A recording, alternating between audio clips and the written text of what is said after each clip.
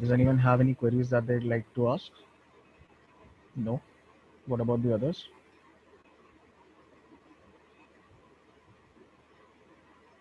Okay. And the next topic that we'll cover is web application hacking. So I gave you a link for DVWA yesterday. Has that uh, have you set up that on your systems?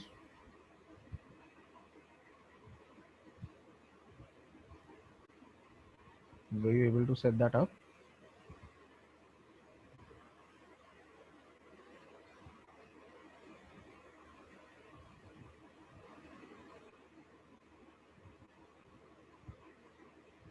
Yes. What about the others?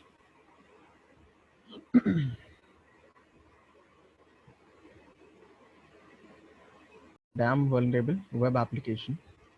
And it is a web application that we are going to set up in our own systems,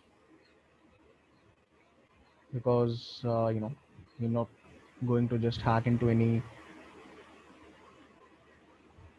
web application or any website that we see. For this purpose, we need to set it up on our own system so we can easily practice. Can you allow What? the recording? Pardon, please come again. Can you allow the recording?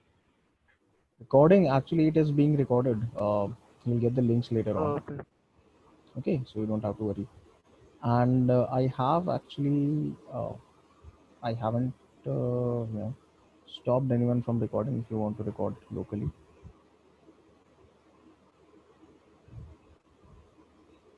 So okay, two people just left.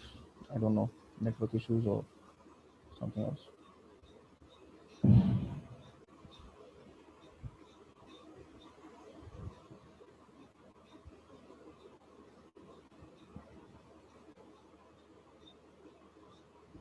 If you try to record locally, what is it telling you that you're not allowed to? It is asking for permission from the host. Okay, because I am not getting any thing like that. I have enabled. I haven't stopped anyone from recording.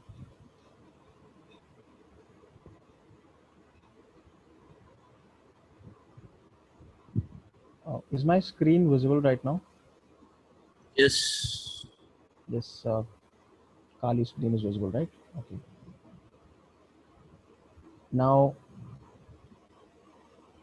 DVWA, we are going to run over Apache. So, in the var www html directory, if you have set everything properly, your DVWA directory should be within this var www html.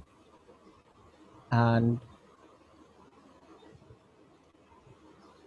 if I want to access it using a browser, what I need to do is first I need to start the database MySQL service MySQL start.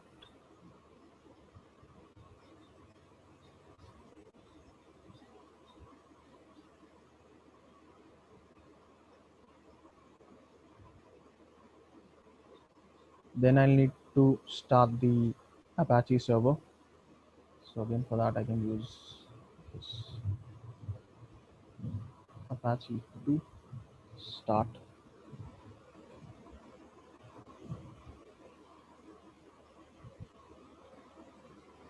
Now the server has started, and if I go to my web browser,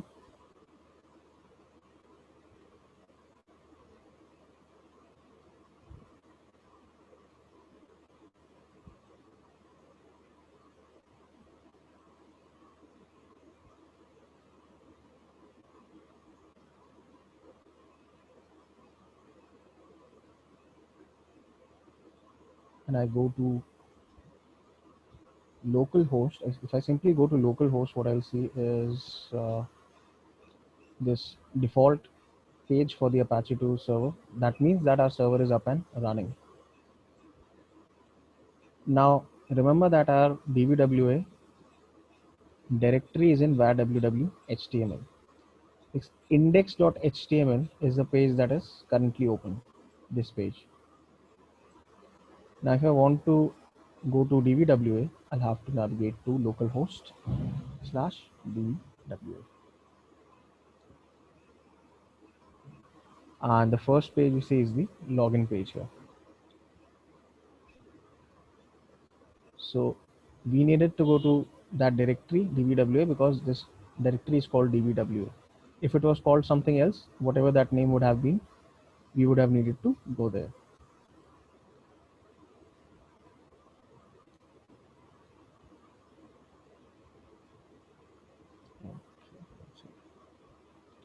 Admin and password.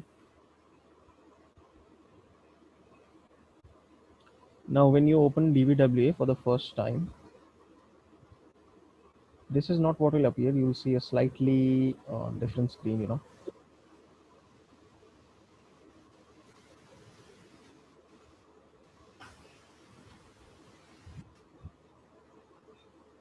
will get something known as setup DBWA, and it will show you some settings. And if you have set this up, then already you have gone through this and you know what I'm talking about. This is the page that opens first when you try to perform your setup. So if you have already set up, then I don't need to go through all of this.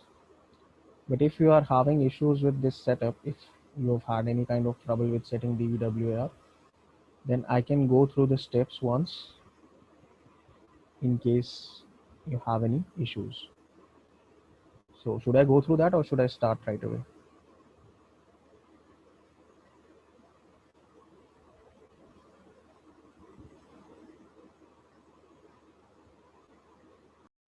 And the first one that we can see is this brute force. Now, this is a login screen, although we are already logged in. This is a vulnerability for trying to brute force when you don't know any credentials. Now, in this case, I do know the credentials, but of course, I have to show this vulnerability. So we are going to go through it. Now, for brute forcing, we are going to use a tool. It's a command line tool known as Hydra. So that's what we're going to use. An alternative to this would be Burp Suite. Okay, let's first do it using Burp Suite, and then the next we'll see using Hydra. What Burp Suite does is we are going to first use it as an intercepting proxy, and then we are going to use it to figure out the password in this case.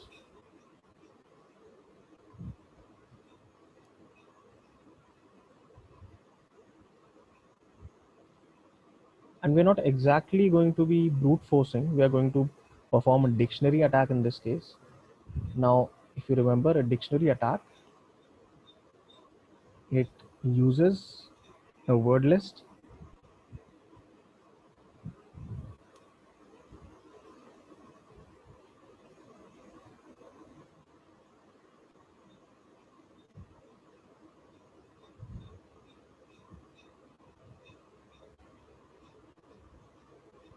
I'm just checking whether the actual password is within this word list or not.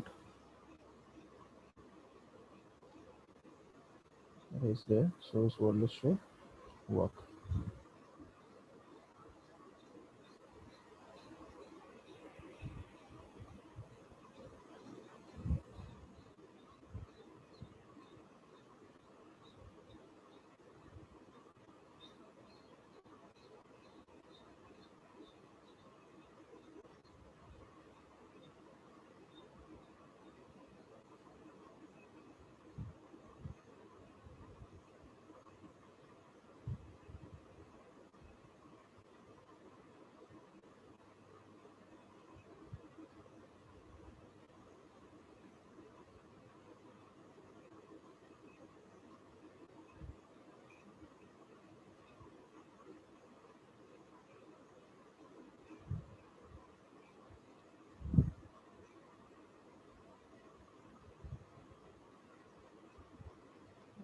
Now there's one more thing that you need to pay attention to in DVW is this security level.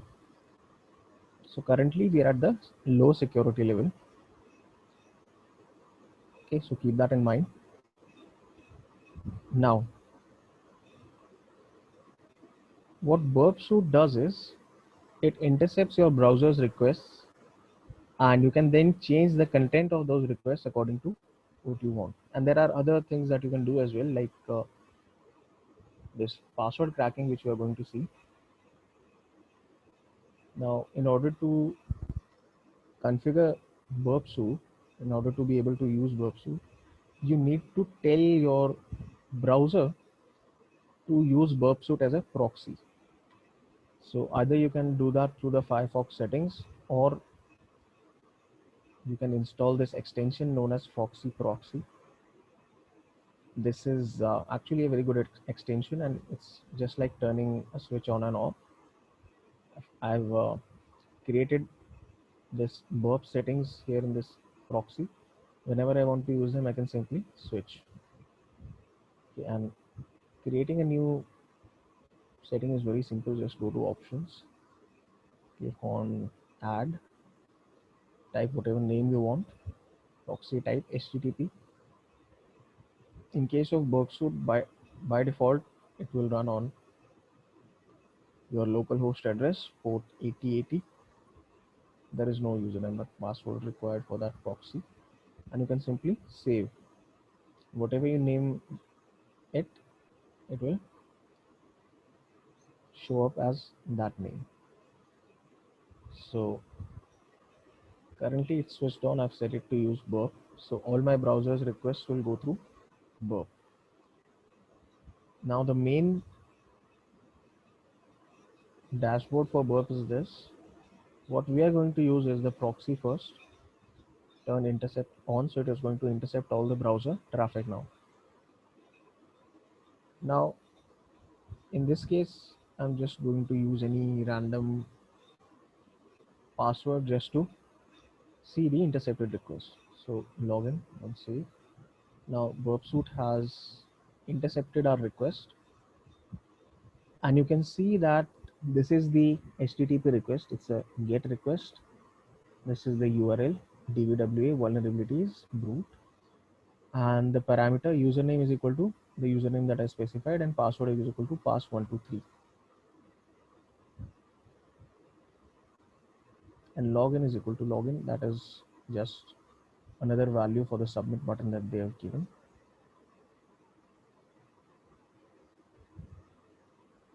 So this is how you can see these messages in Burp. Now let's just forward it for now. I'm not doing anything else. So the message was forwarded to the server, and we get this message username and or password incorrect. Now this is important. This information is important. The response that we get, which tells us that the username or password is incorrect, because we are going to need this to separate the failed request from the successful login. Okay, now let's move on to actually doing the cracking work. So username, let's say we already know in this case that it's admin. So we are just going to be cracking the password in this case. I turn intercept on again in Burp, click on login.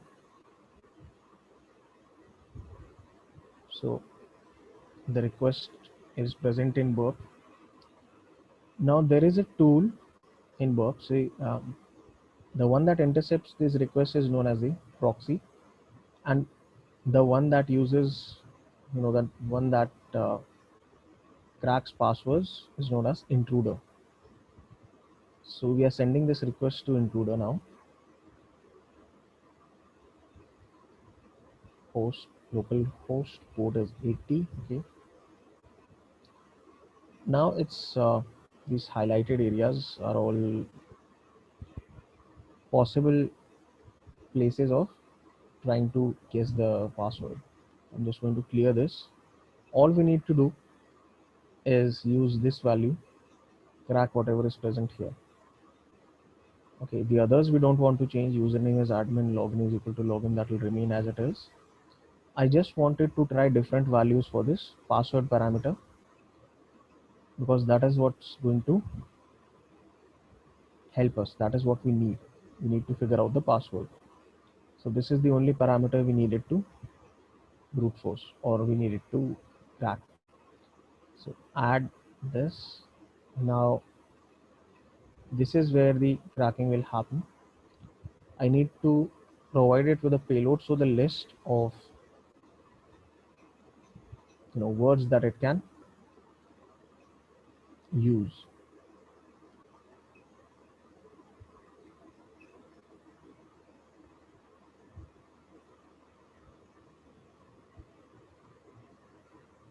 So we are going to use this fasttrack.txt because it's a simple list,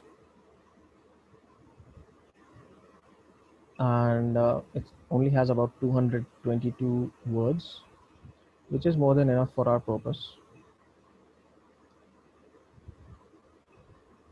So it has loaded all the words from that file.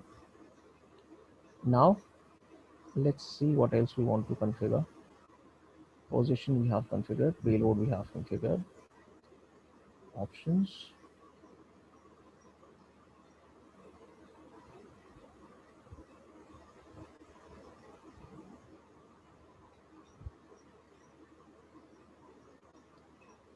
Nothing is required. Let's just continue here. So we have this setup. Now I can simply click on start attack. It gives us a warning that since this is the community edition, your attacks are going to be a little bit slow.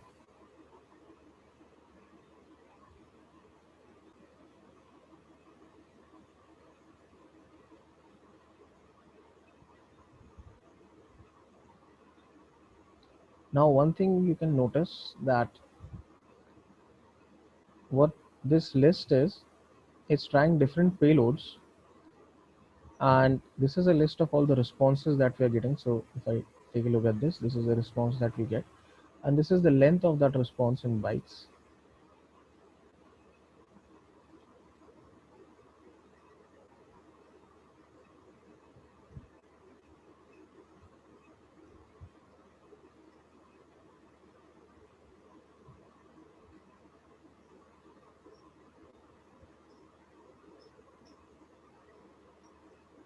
And all of these have this username and or password incorrect.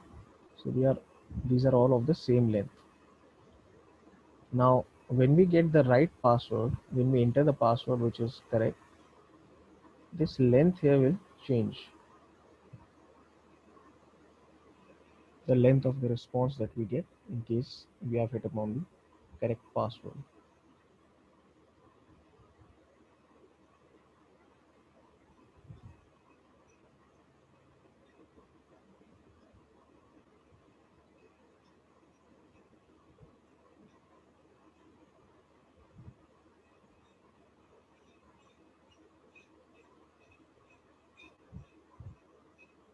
So nothing has worked so far. It has tried about 55 different passwords, different words from the word list.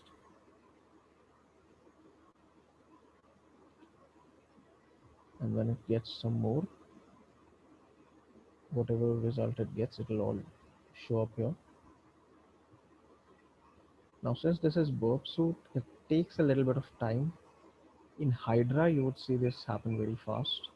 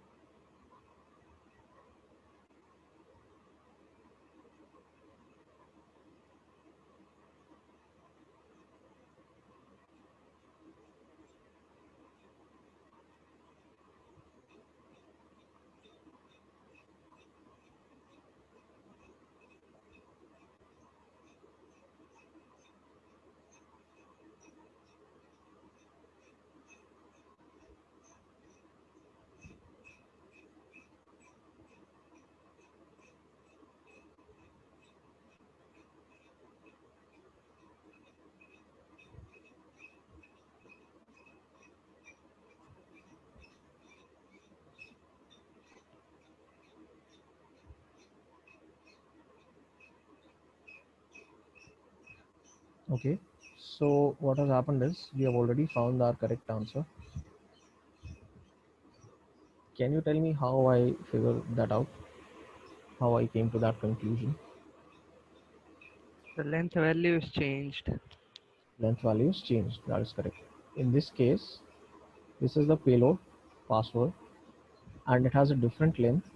This is the response that we get. See, so the length of the response that we get from the server when we use this in our payload, when we use this payload, that is different from all the other responses. So if I take a look at the response here,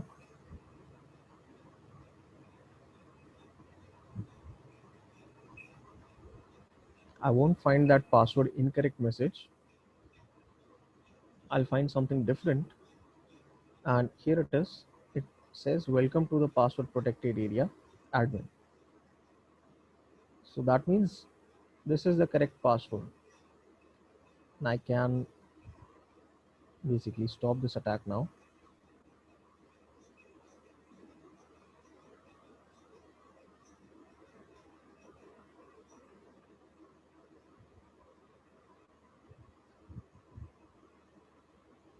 So we already know the username is admin, password is password, and welcome to the password protected area, admin. So we have been able to perform a brute force attack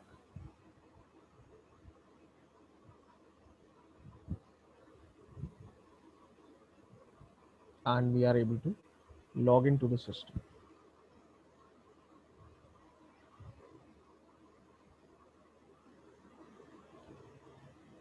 So by default, when you set DPW app, this is the password, admin is the username, password is the password. So we saw how to crack it using Burp Suite. So let's also take a look at doing the same thing with Hydra. Now Hydra is a command line tool. Hydra is command line tool that we are going to use for this purpose, and we are going to do the same thing that we did earlier, that we did using Burp Suite. We are simply going to use Hydra for that. Now with Hydra, what I'm going to do is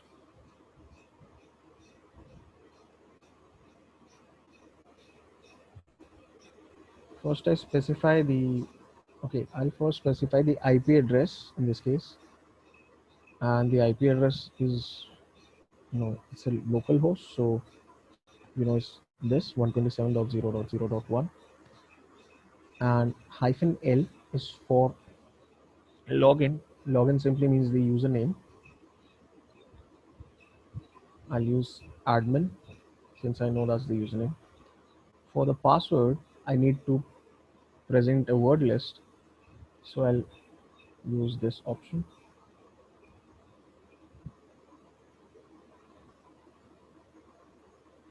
fasttrack.txt. Now I need to tell Hydra what kind of password cracking we are going to be doing. So HTTP, since we are using HTTP protocol, form.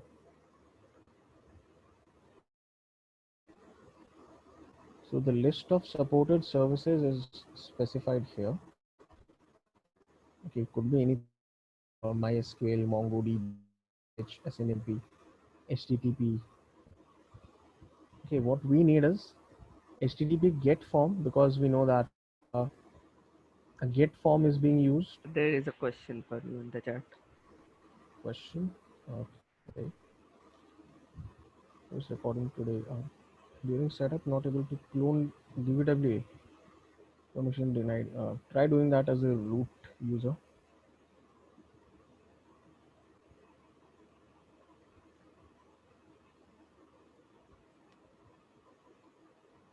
We're talking about Git cloning it, right?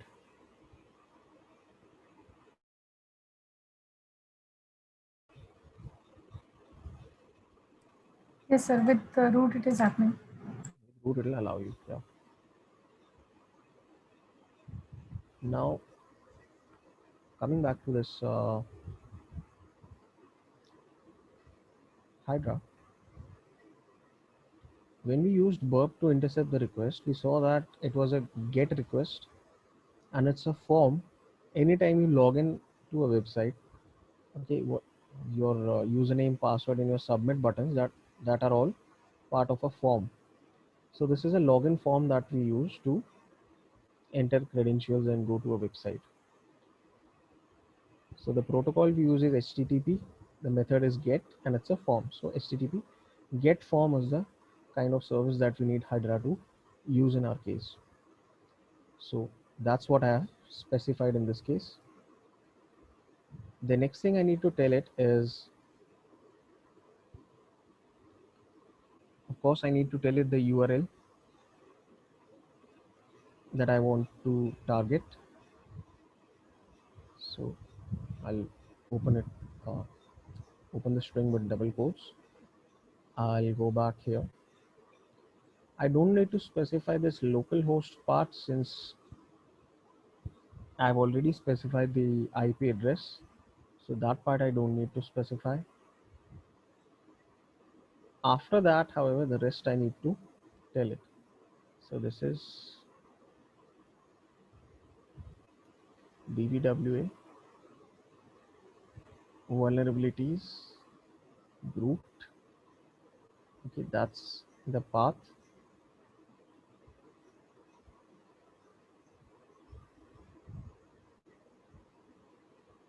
And I also copy this because our parameters are part of this URL itself. So I'll also be copying that. I'll paste it here, but I'll change the values in this case. And also this needs to be removed. Instead, we'll use a semicolon. Sorry, a colon, not a semicolon. Username is equal to not admin. I'll need to use the syntax for Hydra, which is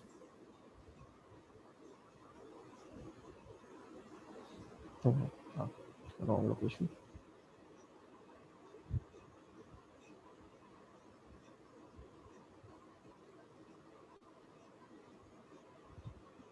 User, actually there's just one here, and password is equal to, and I'll need to delete this.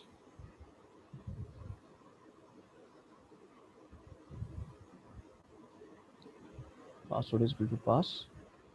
So we are telling Hydra where to insert the username and password values.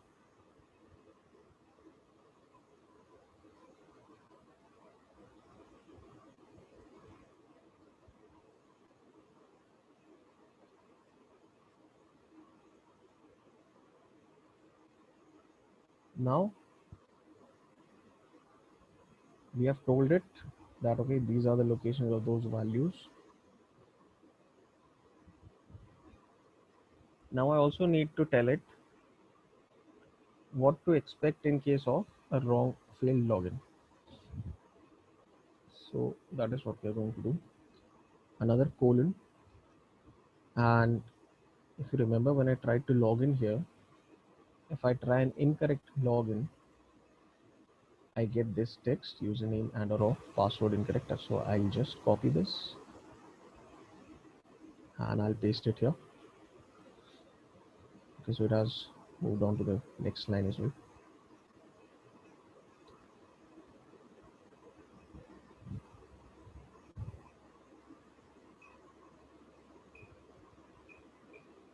And there's one more thing I need to provide it with. So when you access a website, you usually get a session ID, and it may be in the form of a cookie. So I need to specify that cookie here as well, so that DBWA, which is the server that I'm attacking in this case, stays under the impression that the requests that we are sending it are actually going from a browser rather than from a password cracking tool. So for that, again we use another colon, and h is equal to, now the cookie, where will I get the cookie from? So I'll again use burp for this purpose. Turn this on. Just use any random value, doesn't matter. Turn intercept on, login, and okay, it's not going through burp. No, it's not in.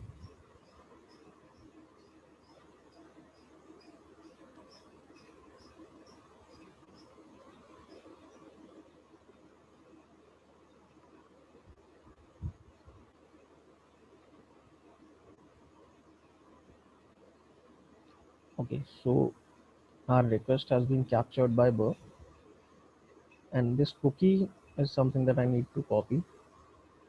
So I'll just copy this entire value,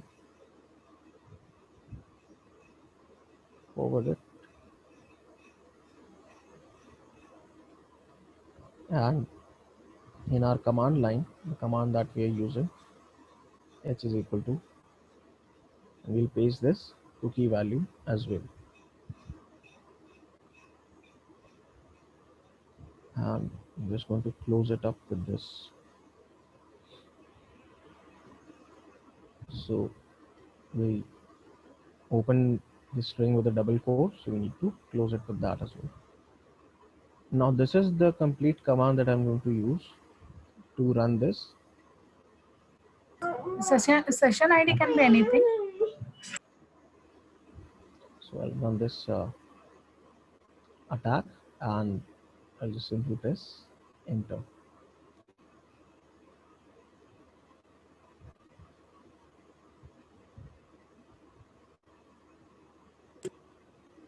So session ID can be anything, or we have to Session copy ID from the. Session ID is something that is, it's a random value depending on what the server has assigned you. And for this session ID that I've specified in the cookie, this session ID has been given to me by the server. When I go to that website, this session ID has been assigned to me by that server. So when I'm doing this attack, I need to specify this session ID so that web server, when Hydra sends any request to it, it appears that that request is coming from an actual logged in session via a browser rather than from a password cracking tool. That's why I need to specify the session ID, and session ID can be random depending on how your server is assigning those values to you.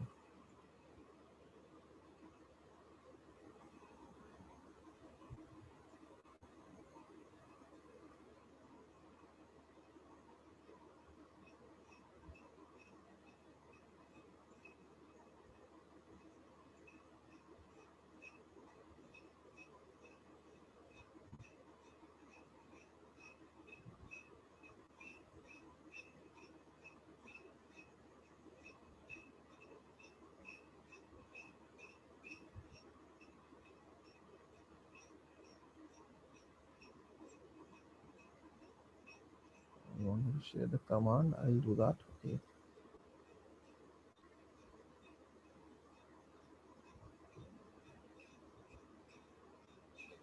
But when you try this on your system, okay, replace this cookie value, because that will be different for you.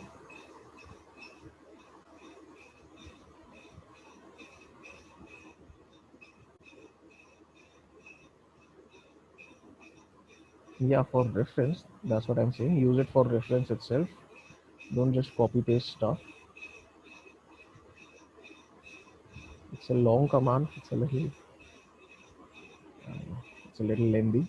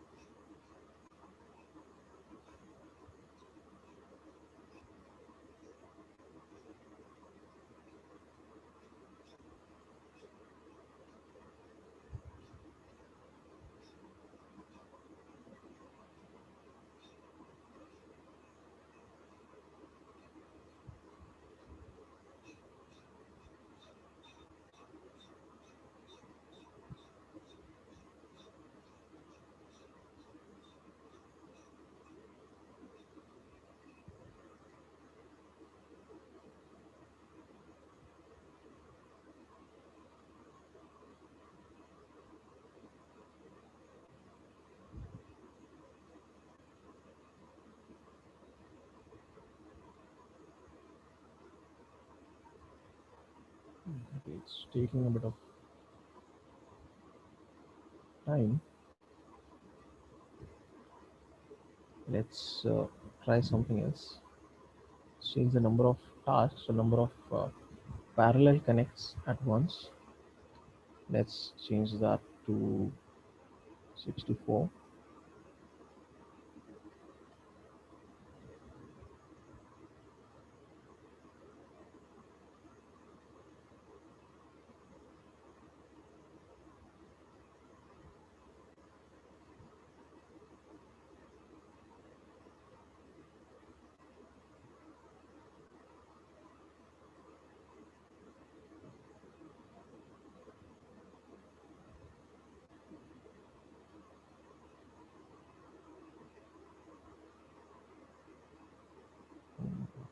Let's see what the issue is. I will turn this off. But this shouldn't be the issue actually, because we're not using the browser to send these requests.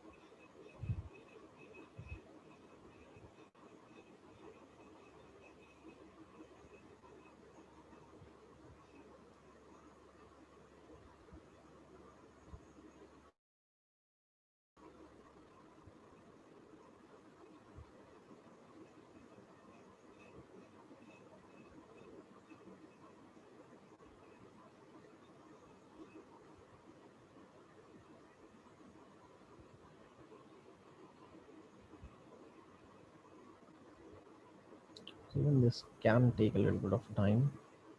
The processor, as you can see, is completely overloaded right now, trying to crack this password.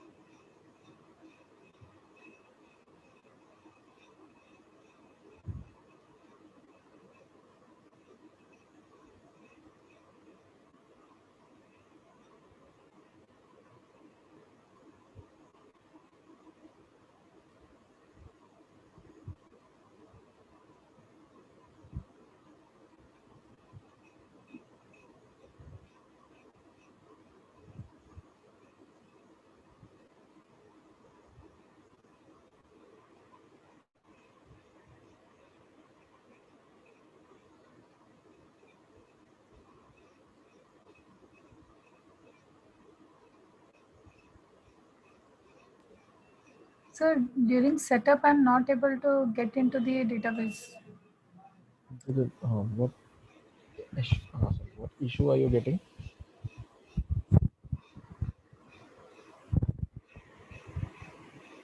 What is the error that you get?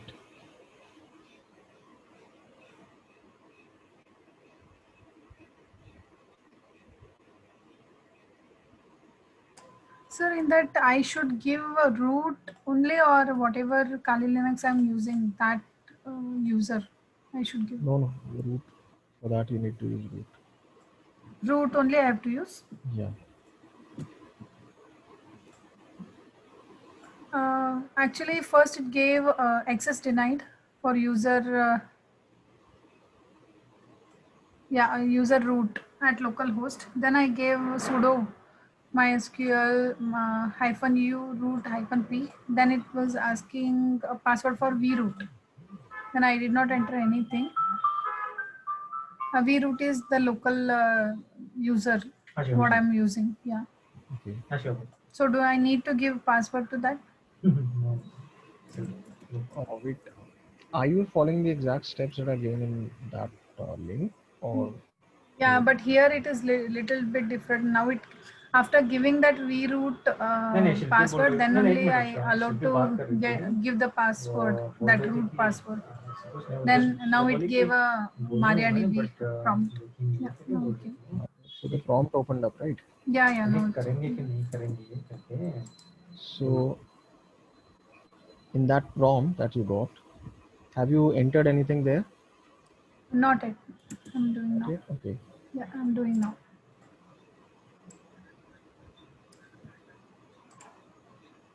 Okay.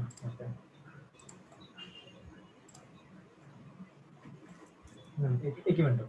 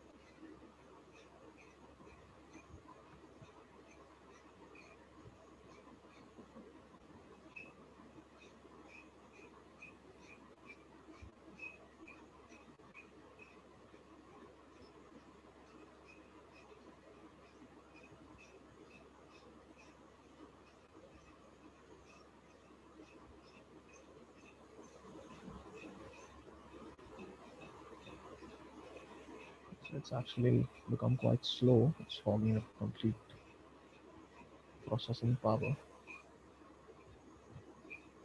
I'm going to cancel it for now. This is the command to do this. Do this in Hydra. Try whether it works on your system. Tell me what you get later on. For now, I'm canceling it. It's just taking too much time. So this is low security brute force, and if you want to view the source code for that, now they have provided the source code on the server side, how the server is handling your input. Since DBWA is made for educational purposes, you can see the source code by clicking this link, and simply it's logging in without any checks or anything. So this is PHP code basically, and currently we are looking at the low security part of brute force. So it takes the username and password parameters,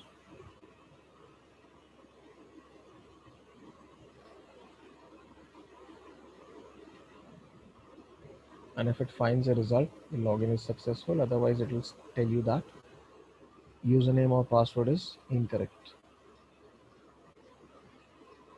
Now let's try changing this security here to medium.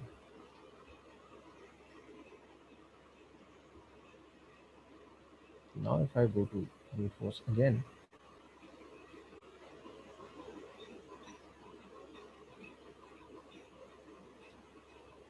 and of course it will be the same thing. Let's try doing that with Burp Suite again. There's one difference that you'll notice if I try to brute force this now.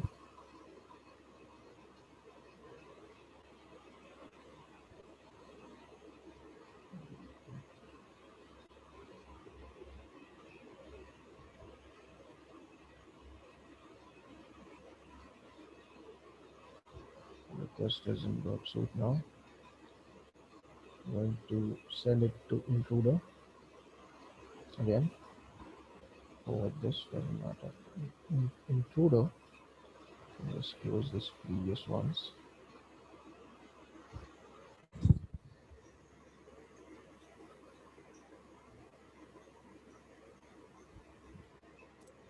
And the position, again, we only need the password parameter.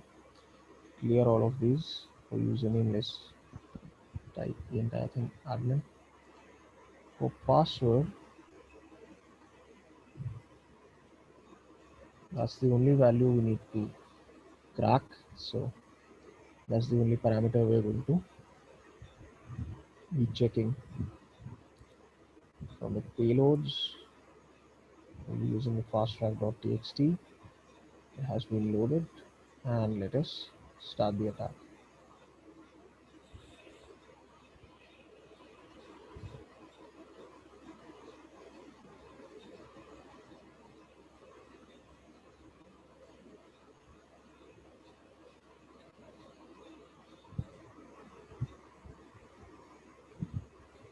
Now, the last time we saw that Burp Suite, when it cracks, it's a little slow.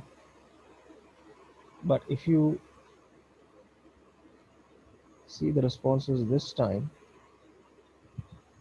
as compared to the last time we tried to do this time it's working even slower. It will eventually reach the password and tell us the correct password, and that we have been able to log in. But this is much slower than the last time.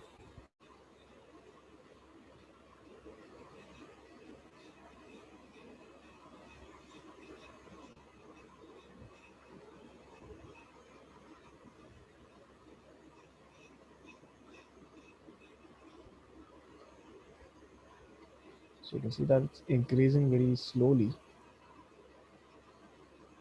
And we'll also come to why this is happening, what kind of measures have been implemented to prevent this.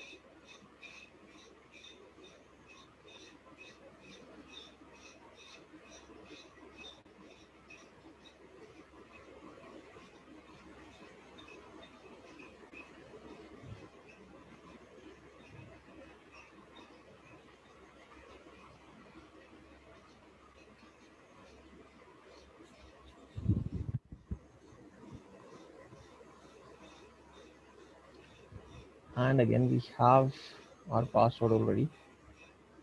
Now you can see this time it took a lot longer than the previous instance.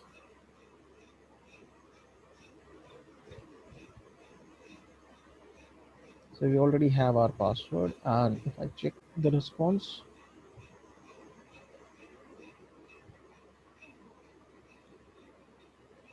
again, welcome to the password protected area admin. So that is the correct password as we've already seen previously. But this time our attack took longer. I'm going to exit it. And I'm going to show you why it took longer this time. So for the medium level brute force vulnerability, let's take a look at the source code. Now again, keep in mind, this is server side source code. It's available in DVWA, but you won't be able to see this on a server in an actual attack. So keep that in mind. And with that in mind, take a look at this part.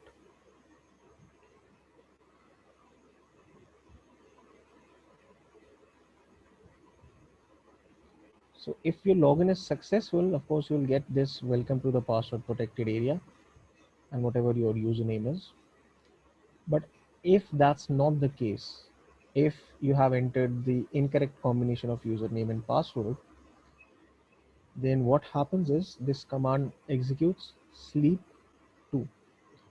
Now what this means is the server will sleep for 2 seconds. So for 2 seconds, it's not going to process any request. It's not going to do anything.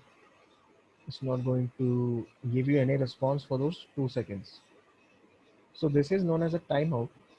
Now, every time you fail to log in, the server will have a 2-second timeout before it allows you to try your next attempt at logging in. And this is a measure that is deliberately put in place in order to slow down these kind of attacks and to deter attackers from trying to crack people's passwords.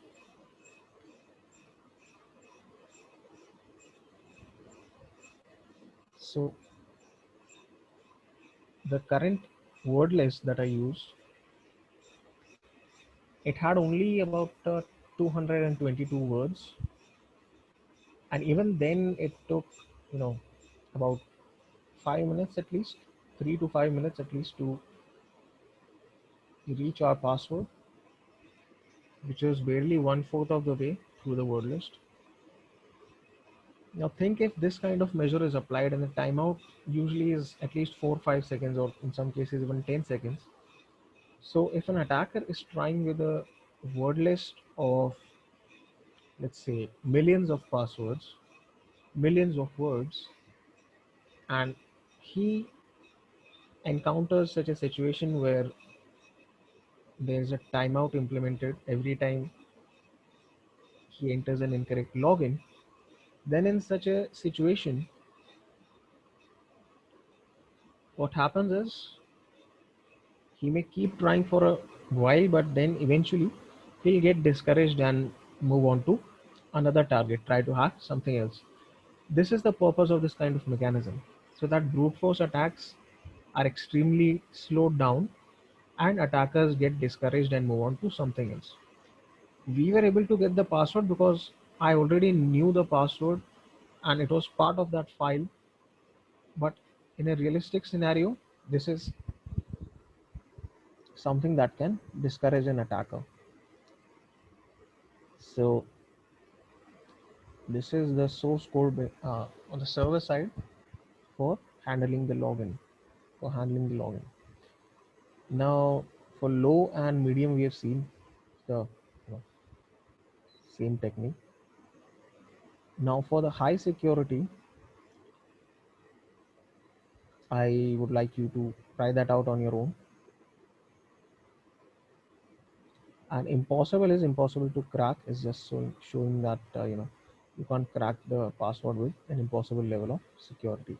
So you can go through that, take a look at what kind of system has been implemented And the more you play around with this application, intercept requests, see what is happening, you may find more and more things. So definitely practice this.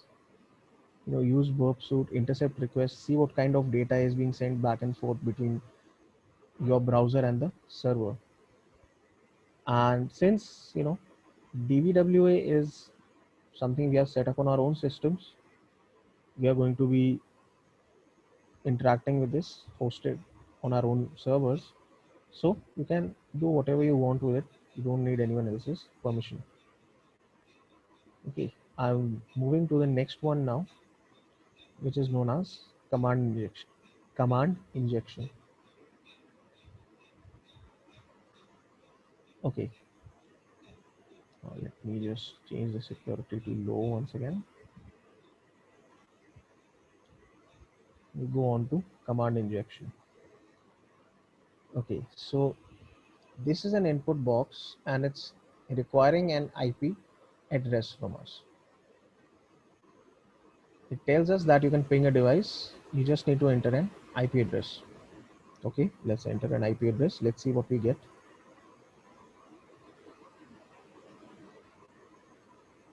Okay, still going through Burp, but the intercept is off. Okay, so it should.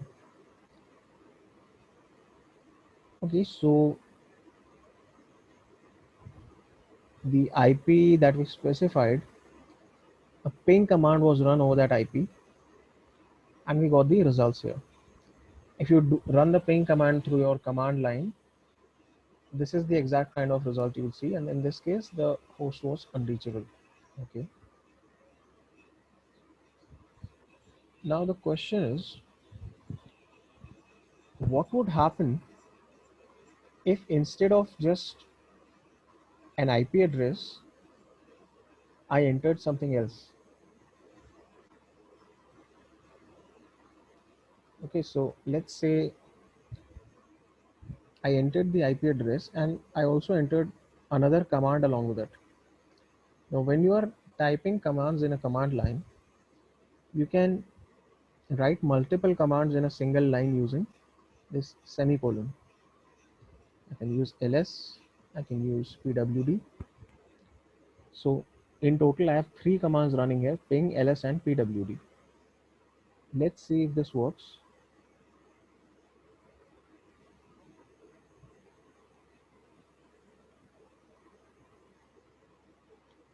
So the first thing that was executed was ping. Then we had this ls command, it was run, and the last line is the output of pwd. So we were able to chain multiple commands here. Okay, let's see what other commands I can change. If instead of providing it with an IP, what if I just did this and I tried to view the password file? Let's try that. So that's running. We didn't provide a target for ping, so nothing got pinged. But the second command that we entered ran. And these are the contents of the password file. And we have been able to get them. Now this is, of course, this is unintended functionality. The only thing that we should have been able to do here is enter an IP address, and from that IP we should have been able to see whether we are able to ping it or not. But we are also able to inject commands and we're able to run whatever commands we want on the server. Okay, granted that DVW is currently hosted on my local system, but if you are finding this kind of a vulnerability on a website, what that means is you can run any command that you want on that server. Now there are other ways to chain commands, multiple commands in a single line. Let's say 1.1.1.1, and there's this AND operator which can also be used to chain commands, and ls and pwd. and who am I? Submit.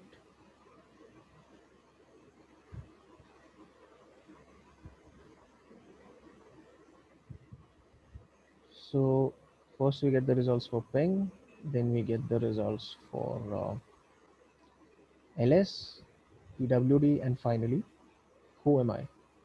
This is the service that your web server runs as www data. It is not going to run as a user because of course only user accounts are running as users. Other services have their own entries in the password file which you can take a look at, and they run as those services. They won't run as a typical user accounts.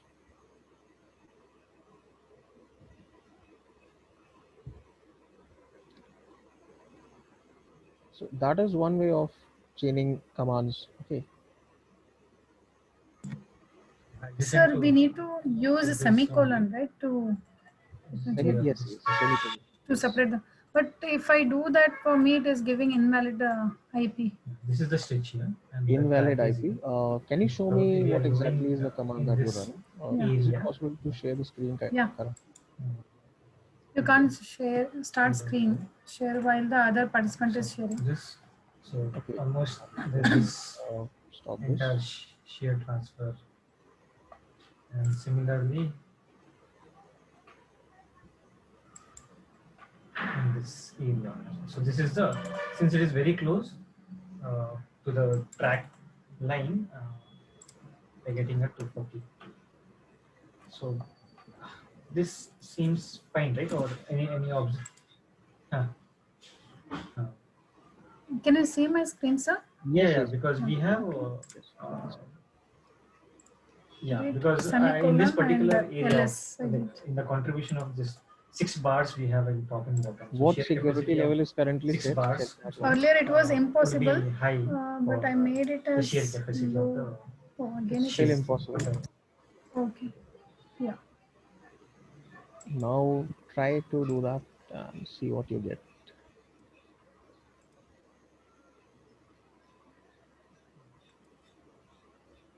Yeah. Okay, Yeah. so it's working. Yeah. The security level sometimes Cannot 0 1 gives an error. It's just Yeah. the way it is. I submitted, but maybe by mistake it didn't press. There are a couple of flaws like this in DBWA. That's usual. I mean, that's nothing out of the ordinary for DBWA. Sometimes you need to specify the option twice. Sometimes that happens. Okay, now we have seen that we are able to inject commands, and instead of just pinging the target, we are also able to perform whatever other actions we want using the input field. Now, of course, this is a very serious vulnerability, and it's very, very critical. It's actually very dangerous if you actually find this kind of thing on a website.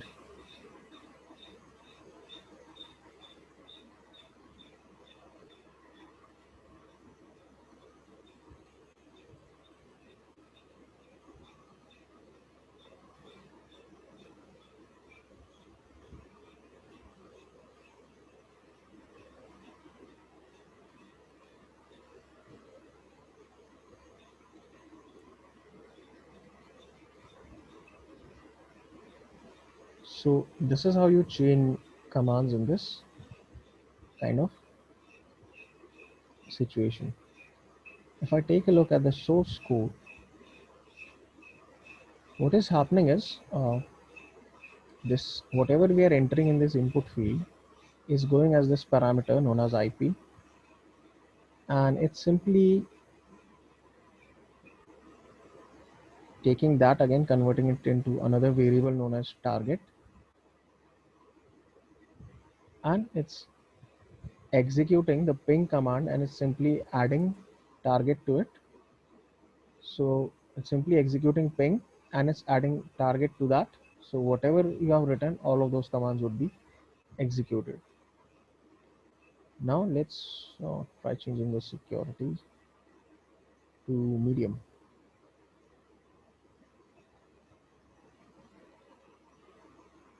Command injection medium. Okay. Now if we try the exact same thing, let's see whether we are able to do it or not. So we cannot perform that kind of chaining anymore. If I do this, this is not working. It does not give me any output. Let's try using this, and even this has been blocked. Let's see what they have done. So see, they are blacklisting certain things here. So this is being converted to white space, and semicolon is also being converted to a white space. So if we enter either of those, it is not going to work.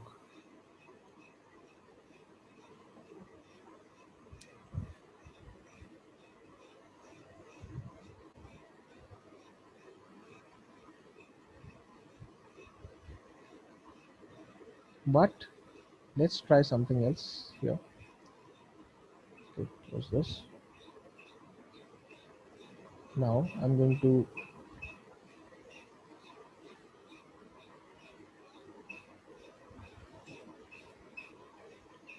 try this just with a single ampersand.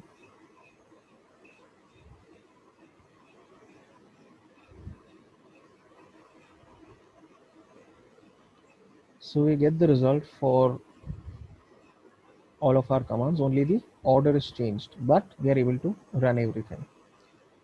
When you run command with the double ampersand, what happens is, if your first command is successful, only then the second command will run. But that's not the case if you're specifying a single ampersand.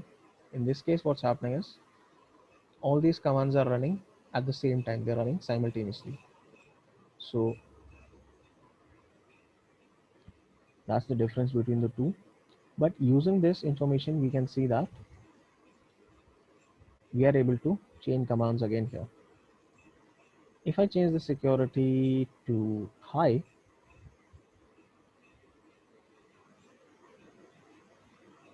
let's see what happens. Am I able to use the previous technique? No. Why? Because if I take a look at the source file, they have substituted a lot of stuff, including a single ampersand as well, so I cannot use that. But there is still one issue here. Instead of enter an IP address, I can simply enter a domain name and it is still going to ping that.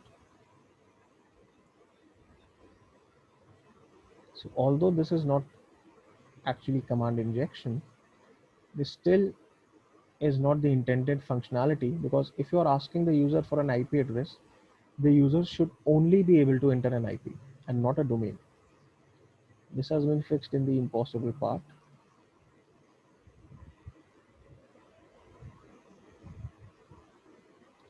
If I enter google.com here, it's not going to work. You have entered an invalid IP. If you enter anything other than an IP, it's going to tell you that it's an invalid IP. Only if it's an IP, it's going to run the command. Otherwise, it shows up as invalid. Because if you read through this entire thing, it's going to split your input into 4 octets. Check if they are an integer. If they are integers, then only it's going to perform a ping command on that IP. Otherwise, it will give you an error. So in this impossible part, they have fixed that. We'll continue with the rest of the topics tomorrow. If there's any questions, if there's any queries, you can feel free to ask.